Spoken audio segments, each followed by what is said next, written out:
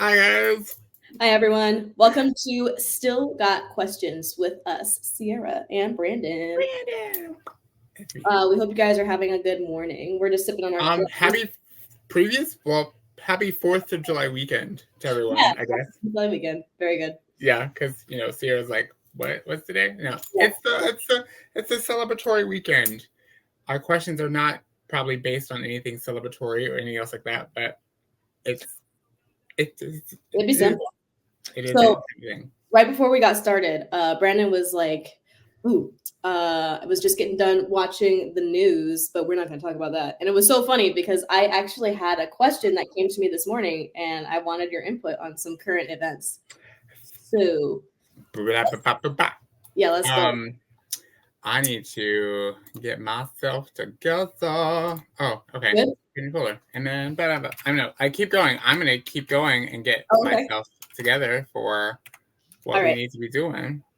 So it's not passed yet, but there's been a lot of scuttle going around about the idea of, I don't remember if it's a bill, what it is, but if this legislation gets passed, it will automatically sign up men and women for the draft after they reach 18. They do not have to sign themselves up.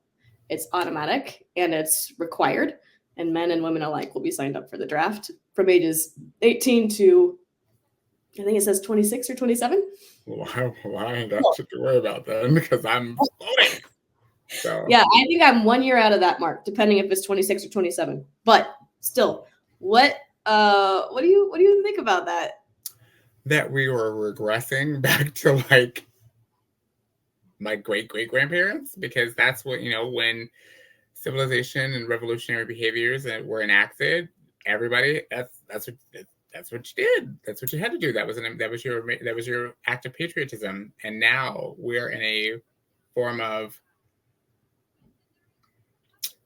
I'm trying to say this is politically correct, but it just in my head, the first thing that came into my mind was delusional patriotism, which is where people are creating this facilitation that is this thought process that is patriotism, which is really just ostracization with American flag colors. I mean, it's like, why are you taking so much control and power over a situation and demographic? And why are you picking a fight only to now then demand people to like support the fight that you picked? It's like going into the middle of a fight that has nothing to do with you and then being like, and then you start swinging and then you are devastated. Then when that you get injured or you get hurt or you get, you get punched, you get knocked the fuck out. Like, mind your business. Okay. I think I know what you're saying. Let me be a little bit more specific. What do you think about the idea of men and women being like that's new? Separate but not equal. And I think it's only to I think it's one of those things of being like, I don't think it's a numbers game. I don't think it's like every man, woman, and child. I think it's literally saying there are patriots. Patriotism is not gender specific. Being a soldier is not gender specific. And I think when it comes to fighting for your country in some respects, it is not gender specific. And once upon a time, that was a bigger issue that we've had by creating this divide. And I guess in this attempt to show unification, you are going to divide them because then you're creating a bigger problem by saying only men are going to get drafted to fight for their country when we have had men and women die for our country. And then when it's being now politically paragraphed in a way of saying, yes, everyone has to, then you divide them by gender again. It's like, well, something in the logic, it doesn't work. It doesn't make sense. And it creates more of a divide. What if a married couple who are both in the military, now she has to be like, wait, now I'm not a soldier anymore. I don't matter. My time, my commitment, my blood, my sweat, my tears, my sacrifices don't matter when apparently the government is now calling upon to arms. Like, that just seems such a disrespect to any person who is put on the uniform, in my opinion. That doesn't track for me. I can't. Not that you're wrong. I just don't understand. Can you explain that a little bit more? It's almost like, imagine, like, so let's say this legislation goes into law and it's enacted, but they do not include women. Oh, so it's just men. Yeah, they just go back to what it was originally. All men had to be enlisted and drafted into the military, armed forces. sign up for the draft. Yeah. Imagine the social impact that that's going to have among both men and women, and men and women of the military who are currently serving. All of a sudden, when it really matters, or when it really is, I mean, I don't know because I've never been in the military, but there's a sense of pride, there's a sense of power, there's a sense of commandment in that, and you're telling that these people who once upon a time were preparing themselves or have made that commitment or that sacrifice or that oath, all of a sudden that a gender is no longer allowed or even seen as viable, good enough, strong enough. Well, that's not, I don't think that's the case, because men are still, they're not required to sign up anymore. It's voluntary service at this point, sign up for the draft.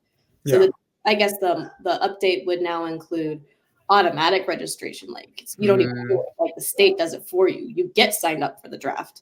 So that's one part. So it was still men only up to this point, but it was voluntary. It changed from mandatory to voluntary at a certain point in time that I'm not aware of.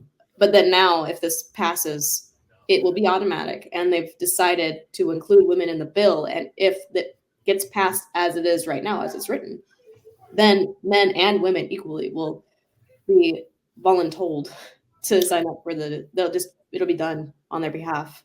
Well, I mean, as we talked about it in our show, we talked about how the standards for women and men in the military and boot camp and all that, things like that, those requirements, those kind of fitness for duty requirements are so dramatically different.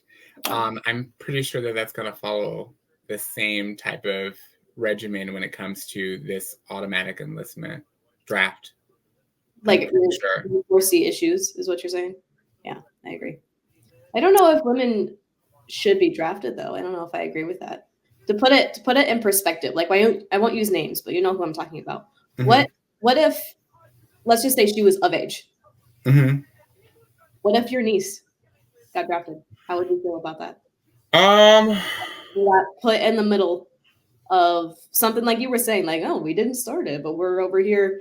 You know what I mean? Like, this is a double-edged sword, because again, who am I to tell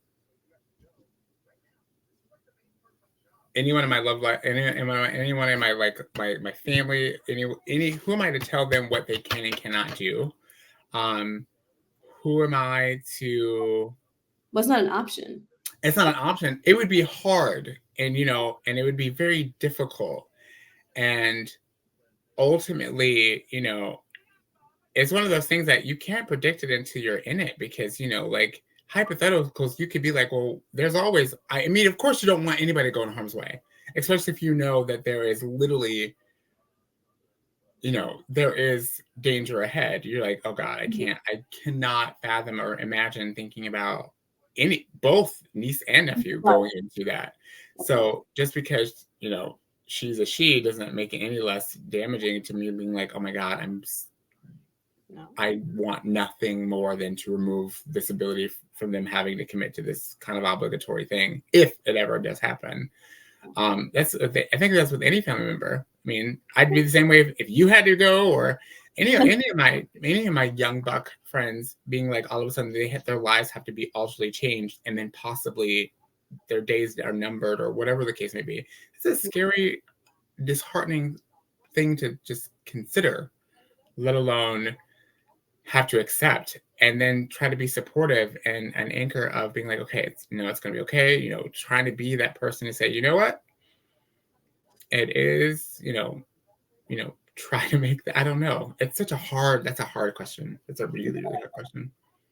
Yeah. I thought we should just knock it out with the hard one, because that was a tricky one. That was a very, very tricky one. Based off of what you asked me last week, you're like, what's something that's come up in your life recently that you're stuck on? Besides the other thing that we talked about, it was that. But I kind of forgot until this morning, or yesterday, whatever it was. It's so cold in my house. My nose is running. Could you hear that just now? A little bit. What was that? my dog saying, "Let me in." I have the door closed to the office. I need to see your face. I need to smell your scent. All right, what you got? Okay, so on that note, I'm gonna just make this a little less intensiates. Go for it. So 1 second. Okay. Oh, I'm so sorry for my dog. Maddie. All right. Boop. Okay. If you could be any fruit, what would you be and why? That's so funny because that's like an interview question, and I literally almost asked you one of those when I was interviewing for to be an escape room game master. Mm-hmm. They asked me a question just like that, and I was gonna give it back to you. So that's hilarious. If I could be any fruit, what would you be? Ooh, I'd either be like my favorite fruit or Any, like I said, any fruit. Any fruit. I'd probably be a pineapple because they eat you back. That cracks me up. I'm gonna need you to walk me through that. Oh, there's an enzyme in pineapple that breaks down protein, I think is what it is. So like, I thought it was fat. I thought it was fat. It's some kind of enzyme. I don't know what it is, but it's like if you ever notice you have a sore mouth after eating some pineapple, it's because it was breaking down the insides of your mouth. Yeah, cool. I like that. I like that they're pokey, and I like that they taste really good, and they eat you back, and that makes me laugh. So I'd be a pineapple. What about you? What would you be? I'm pretty sure there's a horrific psychological aspect behind why you want to be something that fights you back, but no, oh god, what kind of? I am a fruit. I'm just kidding. No, fuck. See, it's tricky, huh?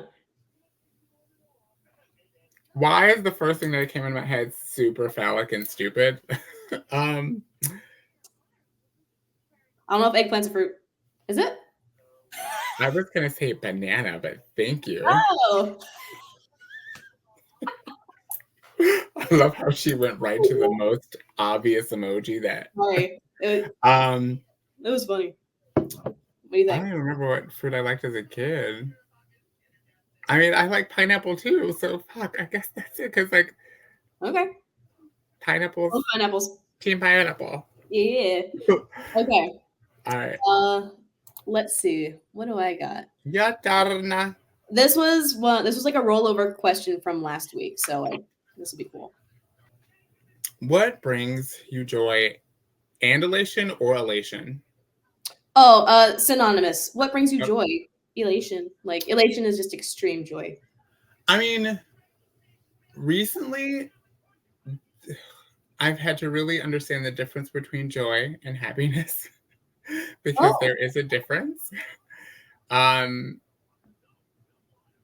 me, sometimes what brings me joy sometimes is knowing that like what brings me joy is sometimes like I don't know right now solving in any form of solvent because there's a lot of problems and obstacles around me right now. So what brings me joy is sometimes just watching some of those diminish, those decrease, those change. A level of like process and progress at the same time. Those two brings me joy. Or like it brings me joy to make it through. Like I woke up every day at my alarm this week. That brought me joy. Nice. I got into all my email accounts that I could get to. That brought me joy. Are we talking about joy or accomplishment now? Well, no, because for me, they didn't feel like accomplishments because at first I was locked out and I couldn't do anything and I felt helpless. So when I was able to overcome such a strife, as silly as it sounds, that was joyful. It brought me joy to know that I could take on some of the projects in the house that in my head was just like so overwhelming, but I was like able to like help knock them out in a short period of time. I was like, oh, this was nothing. Oh, nice. Yeah, that's kind of what brings me joy is like for me, it's like helping and it's always been like one of those things of being like, how can I benefit myself or something or someone in a way that always brings me joy. I'd have to say same. That's a good one. That last part. Also, like the small victories. I hear you on that one. Yeah, like just like there's been a lot of like tumultuousness and tediousness in my days, and a lot of like tough toughness. So when it feels like I'm getting ahead, or it feels like I'm just slowly climbing that ladder of progress, it's like, whew. Yeah. That's what brings me joy. Good stuff. All right, your turn. What do I got? I'm so excited. Okay, you gotta hide your question though, boo boo. Boom. We know how to technology. What would it be if you could go? Oh, what memory would I go back and relive if I could? Oh, that's so funny. I was about to. Do I have something like that in here? We're thinking of the same questions. That's so crazy. What are we doing? This is what we do, guys. And like for anybody who is new to our segment here, we have only not even a full year, not even almost 9 months. 9 months? 9 months. Yeah, about 9 months. Mm-hmm. Yeah, our friendship is now ready for birth. We have just stated, and now we're ready. The water is breaking. You know, it might sound really silly, but I would actually love to be a fly on the wall at my own wedding. That would be really cool. At your own wedding? Yeah, because my wedding was different. I don't know if I've told you this, but like we just got married at our house in California. It was like a backyard wedding. It was really cool. That's cute. The funny thing is, I love it when people like not minimalize, but like, oh, we just got married at the back of our house. No, you just got married. Like, you got married in a place that was even more connected to to your journey and your commitment to each other. Like your home. Like you set your vows in the same place where you go to sleep and fight and love and hug and all that kind of stuff. So it's like, it was really cool too, because like we happened to be able to fly his dad out. And my dad was there, and then my mom was there. She flew out with my stepdad as well, which was really cool, and my brother. Yeah, so most of my family was there, and then he had his one of his really good friends. I had Ashley, my best friend. She was like, we didn't have a maid of honor or anything like that, but she would have been that. What's that? You just had your peoples, like your core, your unit. Yeah. Your unit. One of his Navy friends was the whatever officiant. Officiant. It was really sweet. And we literally we made all the food from scratch. My mom and I, we all went Costco shopping. We did a huge brisket. We did roasted Brussels sprouts. We made smoked queso. It was so good to have our own. We cooked for our own wedding guests, and then we ate the food and we noshed and we had drinks and it was a good time. And it was just I literally got married barefoot in the backyard. We didn't dress up. I didn't have to spend any money on clothes. Neither did he. It was just the cost of food, My mom was able to make me my own bouquet. She actually handmade it with a florist, and it was really sweet. And then she made Rob the boutonniere. Yeah, thank you, boutonniere. And I don't know, it was so awesome. But because we were doing all the things, we were hosting. You didn't get to really see and be in those moments of your. Yeah, it was we were orchestrating, and all of a sudden everything stopped. We got married, and then it went back to So everything. Yeah, if I could go back and see that would be pretty cool. I'm not gonna. That'd be pretty cool. I like that. Yeah, that's good. What about you? Because I'm actually going to ask you a very similar question.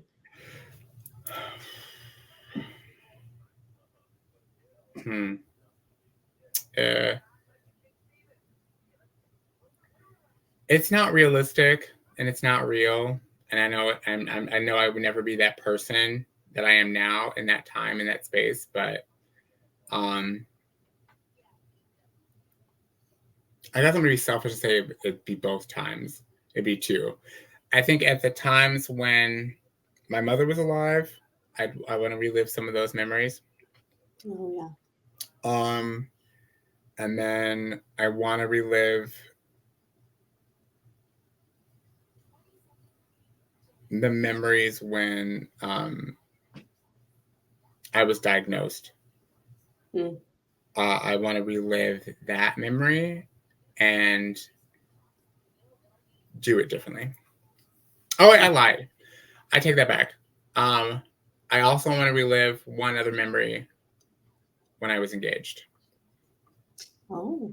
I want to relive that memory. Yeah, I would relive that one and do it differently. Instead of or on top of all the other two? Instead of. Instead of. Okay. Now that I've like, time has been interesting. And this is fairly recent of how like a full circle or a door or window or branch grows, closes, or opens. But yeah, I would totally look at that part of my life differently, because I think everything would have been different if all of that was done differently. Yeah, I feel that. That's a good one. Yeah. Okay. Your turn to hide, and then I got to hide one. Let's see. Okay, we'll do this guy.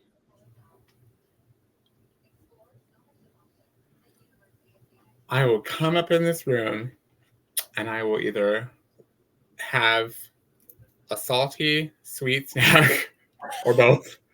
And I will turn on now one of the two shows, Bob's Burgers or The Office. Bob's Burgers. Oh my god. And I will just sit here and be a lazy bum. That's fair. That's great. Sometimes, when you work from home and, it can be a lot. So sometimes I just I just want to be like, nope, leave me alone. So it's on right now. So that's kind of what I do for comfort after a long day, or eat fat kid food. That's pretty good. Give me a fried something and I am good to go. I think it kind of depends for me. Like, if I'm alone, it's different than if I have Rob with me. But I think for comfort, if I got Rob with me, I do very similar. Get some kind of good snack. We like making parfaits. That's like our favorite thing. Instead of like ice cream or something, we just go ahead and make a parfait and then grab our big fuzzy blanket and then watch something. You guys are so gross and cute at the same time. Ugh, a parfait. Even your cuteness is healthy. Ugh, get away from me. It's our favorite snack. I don't know what to tell you. But that, or if I'm alone, my cuddles with my dog 100%. If she'll stick with me, but sometimes she's a very independent little woman. So she's like, you're feeling something, I need to go. More or less, I think she just gets hot. She's like, I'm done with this. This will go. She's like, you're sweating. You're sweating out. I'm covered in fur and I'm warm, so I'm gonna go. Yeah. All right. That, so cuddles with the doggo, or sometimes just take a nap. I'm not gonna lie. If it's been like a long, stressful day, I'm just take a nap.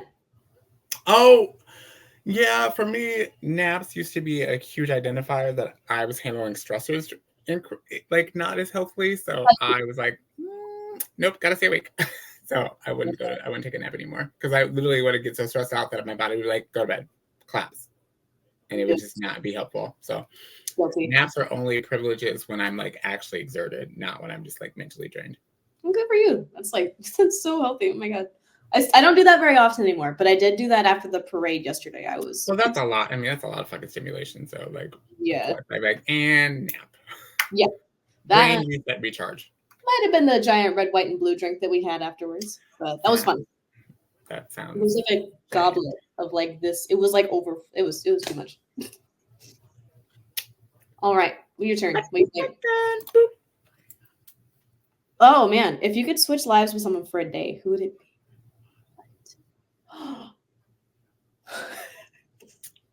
I have a couple answers that came to mind immediately, but hold on. Let me actually think about that one. She's gotta think about them. Okay, well, my first one would be, because I'm just nosy. I'm so nosy. This would be silly. I don't know who they are, but like anyone in the Secret Service, I would want to switch bodies with them for a day, because that would be hilarious. Secondly, because that's not really feasible. I don't like, you know what I mean? But like, I would, are you kidding? Fly on the wall. I would 100% switch bodies with a Secret Service agent. I'm going to be even funnier. During a particular presidential candidates, or during a particular, during a particular presidency, would you want to be a fly on a wall? Oh, this one. Okay. Yeah, 100%. Because, well, I say the Secret Service because they probably get to see more of what's actually going on than the people in charge, so to speak. So I would want to, you know what I mean? I would do that. I would also, if I could go back, let's see, back in time, forward in time, does it matter? No, it doesn't matter. I think it's an open-ended question. We had an instance on my boat back in 2020. I would have loved to have been the it was like the, what would you call it? How do I explain that? Top secret people in intelligence on the ship. Okay. And they had information that no one else was privy to, and there was some stuff going on. And I actually addressed that back in 2020 when it happened. We were over in Persian Gulf, but that would have been really cool to have seen what was going on, because I was just the camera operator. I saw firsthand as things occurred out in the water, but I didn't know what was going on in the back, and I had to, so that would have been, there was missing pieces to the puzzle. Very much so. And I know I'm giving like 3 answers, but I feel like those are silly. No, she always gives me the power of 3 here. Do I? Well, you do. No, it's okay. It's always no. I enjoy it. My nose will not stop running. That's okay. Let's see. I'm so sorry, guys. God, who's done something really, really cool? I'd want to switch. You can tell we just came off of a holiday weekend because I'm like, we're just like, huh? What's going? At least for me, I'm like, oh my god, it was a holiday weekend or a holiday. Oh no, yeah, I'm exhausted, but there's just like, oh my god, there's like too many to pick. I'm like, who's done something super, super cool? You only get to one, silly. You get to one, then let's only do one if you can't do many. Okay. What? I don't know what that was. This is the behavior of a man who is still waking up and only had 1 cup of coffee. So, welcome to it. Let me leave it at those 2, and I'll flip it back to you because I still need time to think. But it would probably be some cool explorer if I had to guess. That would be my third one.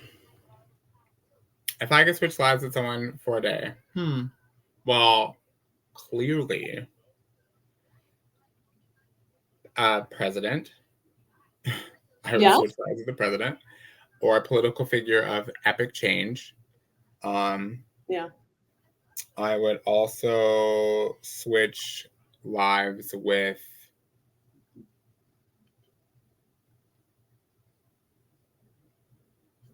a negative entity in our world and our civilization to just give them a switch. Just because switching doesn't mean that I have to be exactly like them. So I would switch with I would switch with a really sketchy bad apple and be like, let's see what a day of just completely going the opposite way you've been your entire day, your entire life, and your legacy, and what that one day could do for the rest of your life when you go back. That'd be crazy. It's weird that we're like of a similar mindset. We want to like get in the middle of things and like see. Well, because because now I feel like that's where everything's at right now. Like especially with what I've had to like watch and endure and comprehend and view on certain things out of platforms and media and politicisms and blah, blah, blah, blah. Oh yeah, actually, I'm just kind of like, a part of me is just kind of like, well, fuck, someone like. I guess we are getting in the middle. Like, we don't, there's no choice but to get in the middle, or there is a middle that they got to get into, and it doesn't look like it's going to be what we were used to. So, yeah. What will be really wild?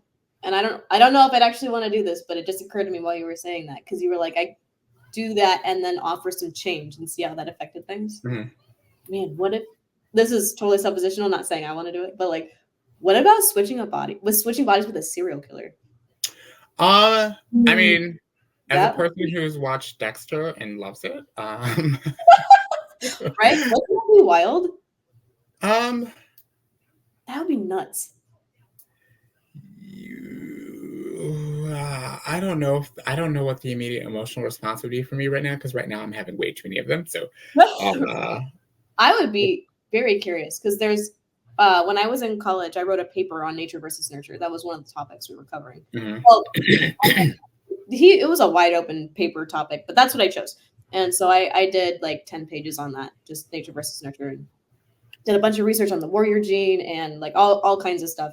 And I there's no answer for it. That's the thing. There's no answer for why serial killers are the way that they are. And so I feel like serial killers linked to like sociopathic behavior, which could be linked to trauma, which could link to like, you know, childhood abuse, neglect, all those things can lead to the outcome of a serial killer.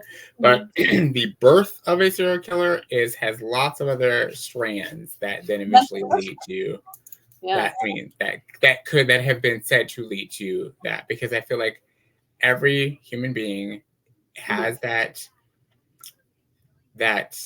strand or thread in their minds, bodies, and hearts, where like sometimes you're like, I will kill you. Like, but only there are certain people who expand and elevate on that thought process. I don't think anyone's immune to that type of sociopathic behavior. It's just the ones who have a lot more of a wall that is weakened by sociopathic behavior that leads them to be. Well, the bigger question is like, is that sociopathic tendency or psychopathic tendency? I mean, I feel like when you are up against a wall and that wall is not strong to begin with, and then you lean against it and then it breaks down, right? And that reality, that form of that psychopath or sociopathic or, you know, whatever trauma or, you know, emotional response trigger, whatever it may be. What if that wall is that weak, and you now, that is a reality that you get to now accept and involve and evolve in? You know, what about those kids who never? What about, you know, I do not, and on this segment we are not experts. We are not researchers of any type of blah blah. We're literally opinionated, and these are opinions. These are not facts. But like, what about people? You know, like not Mormons, but Amish, like Amish people who, you know, they grow up in a place, in a civilization that is very structured without a lot of the things that maybe you and I have been experienced to. And then all of a sudden they get thrown into them. And then what happens to them? You know, what happens in that thought process? What happens in their brain? What happens in their psychology? What happens in their, their thread of existence, that good, bad, indifferent, you know? So I feel the same thing around people who, do terrible things multiple times. Sounds like you're on the side of nurture, which I don't know. That question, because we know the power, like, because ultimately I feel like nurturing is a double-edged sword, because you can nurture all day. Ultimately, free will and choice are going to always be the final factor. That percentage that you cannot control either in nurture or nature, there's that percentage that the person involved, that moral code, that last button to push to either activate or deactivate a behavior is there. And nothing, and I mean nothing, can really determine what that's going to be. Now, you can give them enough of a emotional connection to nurture or nature. I mean, I know for me, it had to evolve in so many different things when it came to certain parts of my life that were emotional or physical or external or internal. But I feel like it's how we use both nature and nurture to propel ourselves through problems or pain or joy or triumph. It's like, how do we use those things that we were given by the outside world or the external world? That will help us determine how we go through them. Yeah. So bottom line, it would be interesting to be a serial killer, but we don't know if we want to do it. And that just went on a tangent. But I liked it. It was pretty cool. Yeah. All right, my turn. What do you think? Let's do this one. How often are you most misunderstood? How often? Oh no, how? Right, well, you read it. Sorry. How are you most often misunderstood? There we go. I think we've talked about this a little bit on the podcast, but not to the specificity, but yes, how am I often misunderstood? I feel like sometimes, well, we were talked, I know what we were talking about. We get talked about where people think we're mean or we're tough or we're bitchy or we're like unapproachable. I think on this way, at least, okay, so what I internally think I'm misunderstood is that people don't think I know what I'm doing. Or like, I have no facility of focus, or I have no facility of like what works and what doesn't work. I feel like sometimes internally that's how I think people misunderstand me. Now, externally, I can easily be misunderstood when I am talking, when I am passionate or purposeful about something. It can come off as very intense, very overwhelming, and very almost not intimidating, but it can really shadow over someone's current percentage of involvement. And I have to literally sometimes shrink a little bit because, it can be a lot. It can hit people really heavily. And I've recognized like how I absorb information, how I get passionate, or how I become more involved in certain things or educate myself on certain things that I'm really interested on. And then I get to share that. Sometimes that can be a lot for a person or group or exchange for people to be like, oh, okay, nope. And then some people either back off, withdraw, or just shut down. I'm like, I have to find a happy volume on expressing passion, perception, and problems, because it can be a lot sometimes for people. And I have to I am trying to get better at recognizing when those levels have to be altered based on the person, place, or thing that I'm at. I hear you. I get that at work sometimes. Oh yeah, I mean, I get it. I used at first my biggest feedback at work, where how I was misunderstood, is like if I was thinking or like being in a creative job and you're looking at something that you're trying to gather all the external outcomes and pieces of it, your face isn't doing. My face would be once at a time would be doing something, being like, this looks terrible, and I'd have to watch my face. Other times I'd be like, how can I explain this as a teachable, coachable moment? Oh yeah. You don't like it. So my face would literally just tell the story, and I'm like, no, that's not what's happening. My head, I'm doing all these other things, but my face is doing something completely different. And some people in those creative senses are like, wait, your face is cringing. You're pursing your lips. Is it terrible? I'm like, no, it's not terrible. I'm sorry. Or like resting bitch face, like that. Like, I'm not angry or I'm not mad or something wrong. No, I'm up here. And sometimes up here on here makes people go. I get that too. Yeah, those are like, we have the same answer. I get a little bit too abstract sometimes. I don't think people always keep up, because I'll be in a conversation and then I'll bring up a point that's completely related in my brain. Like I connect all those dots, but I'm a little bit too far out and they can't quite get it. And I always catch you, which is, I think it's crazy, because I'm like, I don't think you're abstract. But we think somewhat in the same, like, when we find a connection and we'll see these little micro connections burst out of it, like, oh yeah, and then we're like, oh, and then we find another one. I can follow you because I can at least figure out what one of those little micro dots are. I'm like, oh, okay, that's where she went. Okay, cool. Yeah. That's what it is. I feel like people just don't quite see all the connections. And so I had a stupid moment like that yesterday where it was like, what was it? I bumped my elbow on a chair at the bar when we were having a drink after the parade. And somehow we got on the topic of like, oh yeah, like getting hurt is funny. I'm going to make sure you're okay, but then I'm going to laugh at you. And I kind of felt like the people I was with had the perception that I didn't think it was funny. Like, you know what I mean? Which I'm not. Like that's the opposite of my sense of humor. And so I told a story of when I was a kid that showed, and like, at least in my head, it showed like, no, I share that sense of humor as well. And it fell flat. Because you know why? I think it's also because people know you to be, I mean, at least how we've experienced each other is like, sometimes when you're like, is that fucking funny?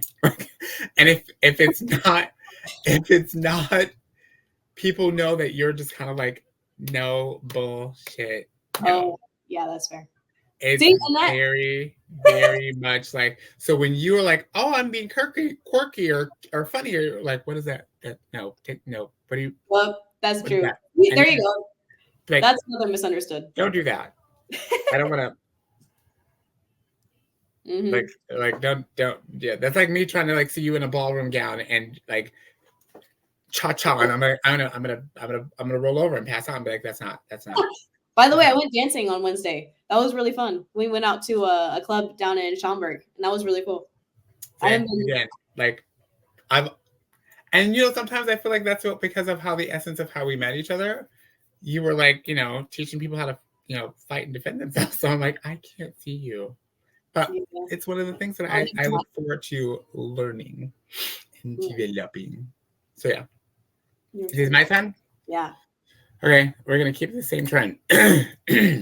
Oh, if you could have a dinner with any historical figure, who would it be and why? Oh my goodness.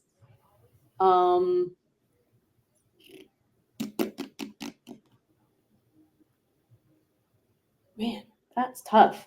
I'm trying to think.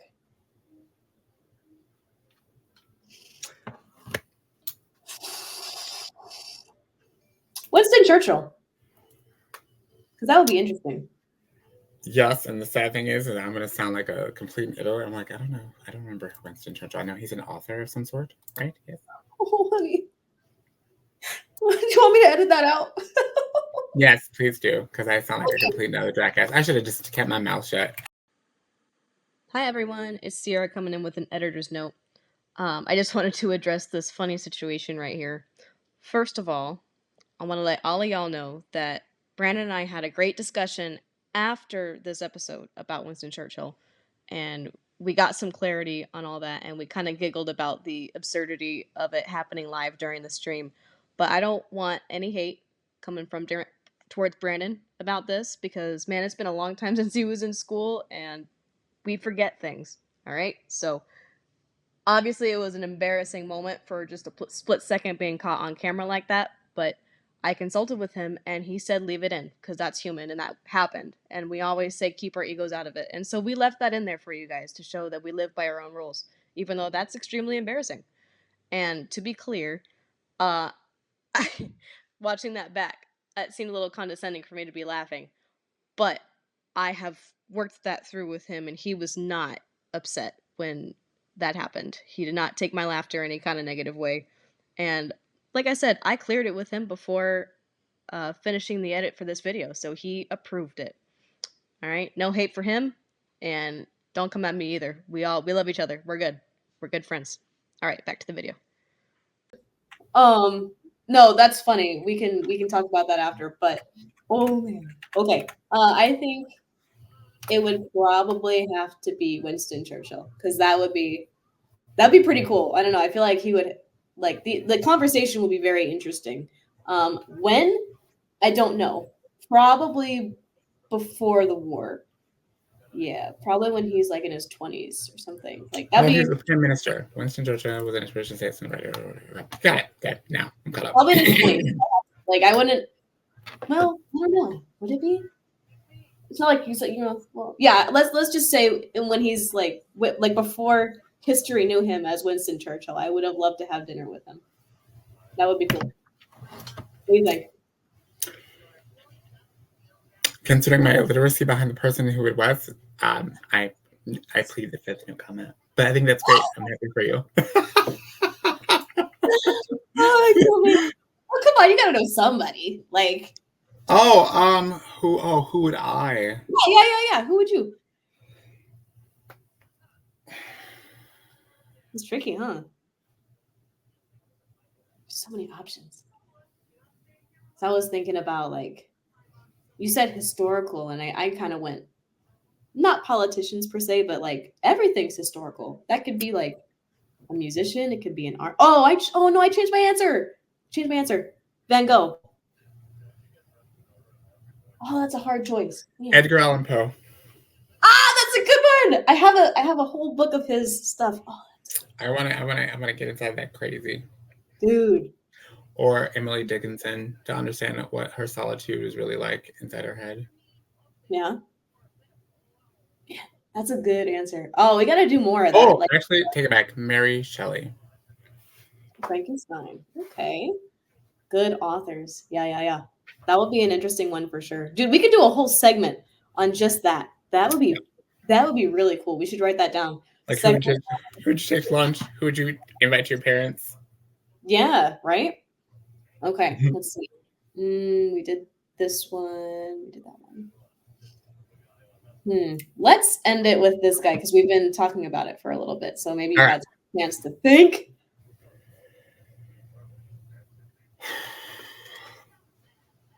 You because I hate how do you identify worth or value in other people? First of all, I am not allowed to define someone's worth. So one, that's not my job. Like people's worth. Huh? That's not the question. But how do you identify worth or value in other people? How do you? I don't, because I've had to learn for myself. If I let somebody define or identify what my worth is, then they are telling me what I'm supposed to matter, or how I'm supposed to matter to the world, myself, and things around me. So I try now, especially, not to be like, how do I, like, what can you do for me versus what you can do for me, or what is your value compared to your value in my life. Either you all have value to my life because you're in my life for whatever reason it is, or you don't. Right. So you can you just stated. Oh, I guess whoever, like, I identify that as people having my best interest at heart. There you go. Okay, so I was like, you can't say that statement without like, because there is objective value. Yeah. Because believe it or not, as much as me and my father never really like saw eye to eye, I always heard his point of view and heard his perspective of life and how he saw people and how he treated people and how he dealt with people. And one of them was, if people don't have your best interest at heart, don't worry about them. Always look ahead and don't look behind you, because if you worry about what's behind you, the people that were in front of you or behind you are going to surpass you, and then whatever.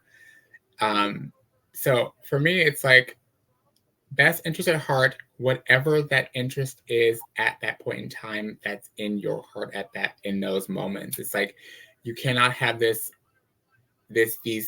pillars of what your heart has to have in it to say these are the people that have those best interests. I feel like that was also the wrong thought process when I was younger, thinking that everyone had to meet these end pillars of my existence, when I'm like, it's ever evolving, ever changing, and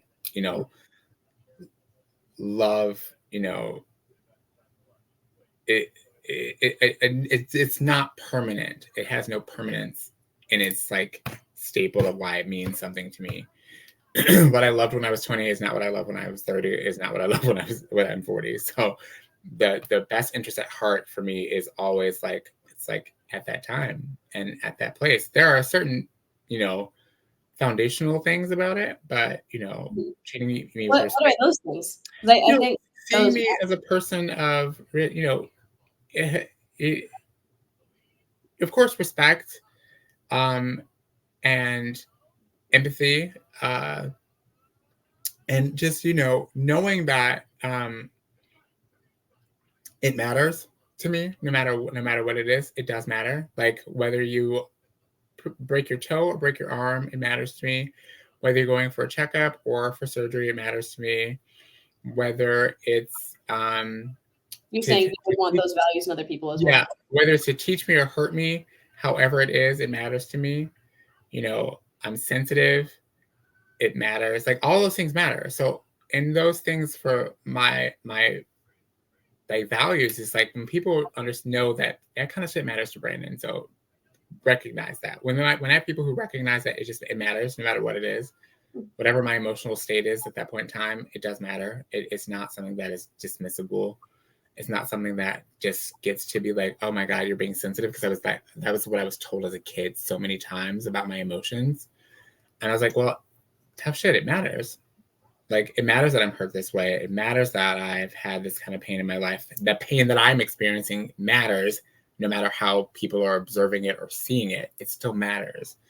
And do I want an award for it? Do I want a big Band-Aid or a big, big fluffy pillow of a hug? No, but but it matters. That's literally how all I am. It's like, I will work through it as best I can, but the moment people, places, and things make it feel like it doesn't matter, that's when I'm like, and I'm out. Like, you cannot exist to me, because I would never not make something matter to someone, because that's what their reality is telling them. And if you tell someone not to let that feeling in, then what are you doing to them? How are you helping them? It's interesting. Okay. I think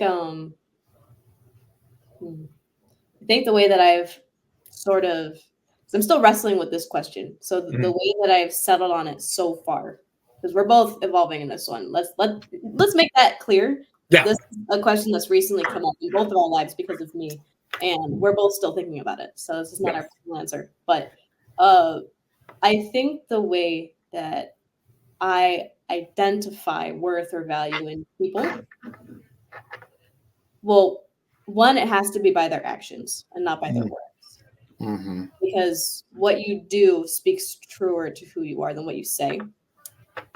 Because you can say anything, but you can't say anything. But I feel like even when you say something, well, at least for me, carry on. But yes, I agree with you. What you say and what you do are two different things. But sometimes they both will stumble or save you. Of course, 100%. We're fallible human beings. But I think if you had to just metrically weigh them, actions speak louder than words. I mean, words have power, but it's how you use those words, and that same power is what it is. Yeah. So I'll look at somebody's actions, and I genuinely think that there's, how do I put this? I put it really nicely to Ashley, and I don't want to just go back and read from my phone because it was a long text message. But is this the one that we were talking about earlier last time? Oh, okay. It's an elaboration though. But I think whether or not we're all aware of them at the time, there's probably how would you put it? Like best practices in life that are kind of like objective. Like if this is silly, but it's an example, right? So if you're going to paint a wall, there's probably a best way to paint a wall. You know what I mean? Versus like there's other ways you could do it. Is it the most time effective? Is it the most cost effective? Is it the most effective use of materials? Like, you know what I mean? Like there's whether or not you know it, there is probably a best practice of how to do something or how to live. There's like objective standards. And I will, whether or not I know them or whether or not the person I'm judging per se knows them is irrelevant, but I will always strive to look for people who seem to be doing it right. That's and if it seems like as a whole person put together that they are at least aiming at trying to do that in all areas of their life and they're not full of misconceptions and incongruencies and conflicting behavior and thoughts or are just vacant, you know. Like that's how I look for value in people. That's a lot of yeah. That's sort of, well, I've been wrestling with that for a while. I've had time to ruminate on it. Unlike you, I don't think you've spent anywhere near as much brain time on that as I have, or at least I don't think so. I mean, because as a people pleaser, as a person who looks to have how to help people and seeing worth in the help that I give people, that it's like flipping the script. It being like, okay, now that I have to really turn the spotlight back to me, like on me for a longer amount of time and really not quote unquote perform, but like exist in my own stage, in my own world, in my own life, and not share that stage with everyone that comes across my life. It does make me see like, okay, I don't want them to look at me and read my play incorrectly and write a horrible review. Right. But it's not up to me to do the same for them either. And it's also it's not for me to decide whether they need me on their stage. Oh, sure. And that is where the whole like judgmental side of my argument would come in. You could say it's like, well, then if that person doesn't live up to your standards, then what? It's like, well, okay, there's a couple of things you could do, right? You could choose to just not give them time in your life, which is sort of the stance that you took before. Or you could, be a brute and tell them off and judge them to their face. Yeah, and I feel like it's lots of things you could do, Yeah, I feel like as you grow and change and evolve, it does allow you to see the channels in that perspective of the levels of worth, the foundational practices of how you see, do, and give worth to others and yourself, but I also sees how you protect your worth in the same thought process, because I feel like all of those traits are there to give, receive, protect, defend that concept of what worth does for people, or a sense of ownership of external or internal, references. I don't want people messing with my friends or degrading my friends or insulting my friends or trying to ill will my friends, like my inner circle. Like I even told like if anyone comes messing with Sierra, I'm coming knocking, because I'm like, why would you intentionally go out of your way to mess with someone such as her? Because I know she is this type of woman, and I know she's this type of person. So for anyone to have an ill will intent that I recognize is not worthy, I'm going to be like, no. No. As much as I appreciate that sentiment, I would still have that. But that's how I see the value, and being like, my value for her is being like, no, don't go fucking with her. What if I was wrong? If you were wrong, I'm gonna get at you. But if someone else is wrong, well, I guess in that situation, if someone's coming after me, but you don't know, you were ready. I'm gonna fact check first. I've had to learn fact check. Okay. It's always about the fact check. No, you don't act blindly or loosely when you are interjecting yourself into something. Fact check. Because the moment, and a lot of people don't do this. Yeah. I had to learn this in my career. If you walk into a tornado and you don't look at the first crime scene and understand why now we have another crime scene, you are never going to solve that case. So I've always said, no, if I'm going to purposefully involve myself in a situation, I need to understand where the catalyst began, who started what, and then understand from my perspective as an observer, being like, okay, Sierra, girl, why you poke her in the eye? Mm-hmm. I mean, she didn't have to swing at you, but why you poke her in the eye? You know what I mean? It's going to be like that. It's not going to be like, okay, let's go find her. Like, no, it's like, well, what did you do and what did you do? Because there's a percentage of involvement that both people need to understand what, like, okay, you had 30% of this problem. You had the other 70. So I'm going to deal with you 70. 30, I'll deal with you later because that's only 30%. You probably beating yourself up enough. But 70%, that's a problem. And it's the same way for me. It's like, I look at every blow up that I've had thus far in my life and recently and be like, how did I know I had some fuel in this fire? It wasn't kerosene, but it was a little sprinkle of gasoline, and I was the match. Okay. Yeah. So, yeah. That's fair. Did you have one more, or did you want to break before we go on to our next? I think we only have 2 minutes left. So I don't know if my other ones are my other ones are not. Actually, no, you got all of them. That's all. Sweet. All right, you guys. This felt like an episode of STIL, even though we could tell. I think we can tell that we're missing our show moments. But this is fun. I mean, I still feel like I'm learning things about you, though, and that's the that's the point here. And I think we should probably do. I think I feel like that's the other thing too. But it's like, how do you like?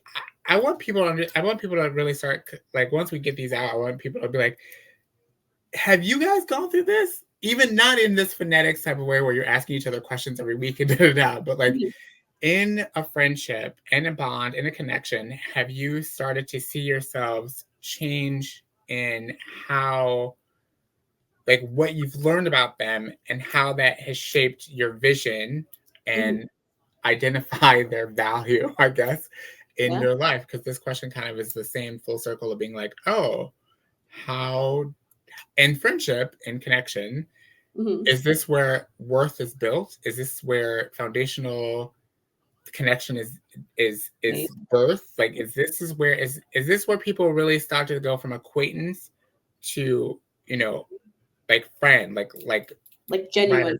Yeah, like, when does it switch? Is it happen at a certain level in a peak of communication? Does it happen in a certain level of exchanges of personal or hypothetical exchanges and values? Like, when does that start to happen? So that circles back to episode 1 of this bit, which is why I feel like I went down that friendship rabbit hole, if you remember. Yeah.